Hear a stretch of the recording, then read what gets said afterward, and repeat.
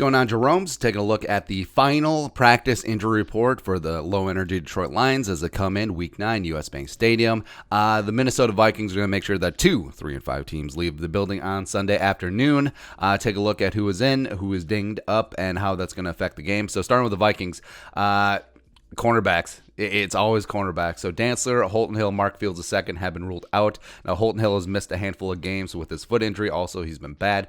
Cameron Dantzler, of course, had that really scary concussion neck issue against Green Bay. It's even a miracle that he was potentially could even come back. So hopefully we'll see what happens with Dantzler next week and beyond. Mark Fields II, who's actually playing well against Green Bay and then suffered a punctured lung. I mean, how's that even happen? But he's up on blocks for the week, as well as Harrison Hand, who the 5th-round pick out of Temple by way of Baylor. Now, he was actually playing really well, too. And then he pulled a hamstring in the Green Bay game.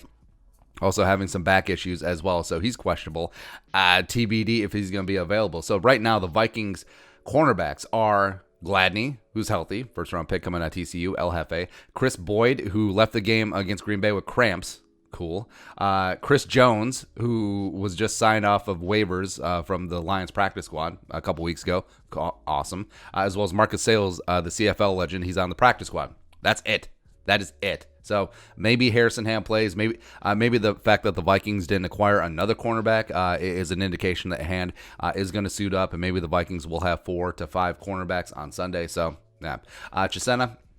So Chisena missed a game with that hip injury, full participant on Friday. He's going to play, big boost to special teams. And then Ham and Thielen were always going to play. So Detroit, so a couple of big injuries out there. So not listed is Trey Flowers, their premier edge rusher. He's on IR, so that's a big-time get for the Vikings. Also, Kenny Golladay, Babytron, is going to miss. They ruled him out like Monday. It's really huge. He had a hip injury up against the Colts. Jamal Agnew, running back, big special teams guy, so that's a blow to their third unit.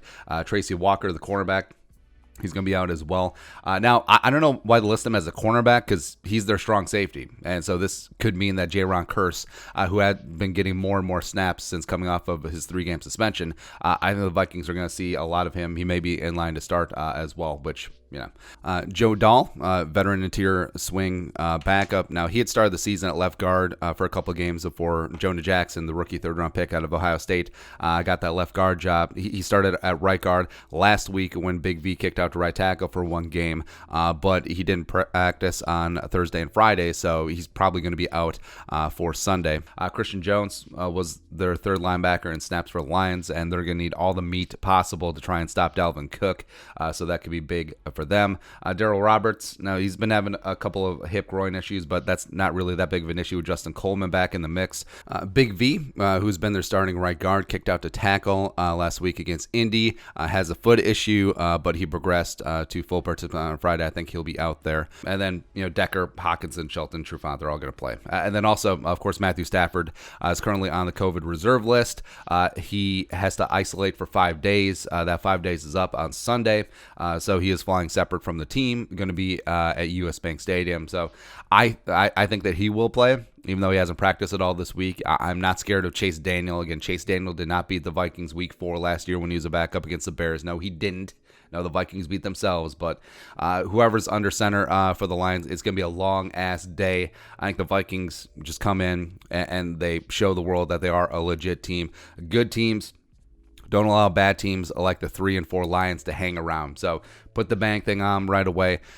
40-0 or something like that. That's whatever. But either way, that's a look at the injury report heading into Sunday's showdown. What are your thoughts? Let us know in the comment section below. Subscribe for daily Vikings takes. Want to support that work? Pull some of the Venmo. But until next time, Skull, production value.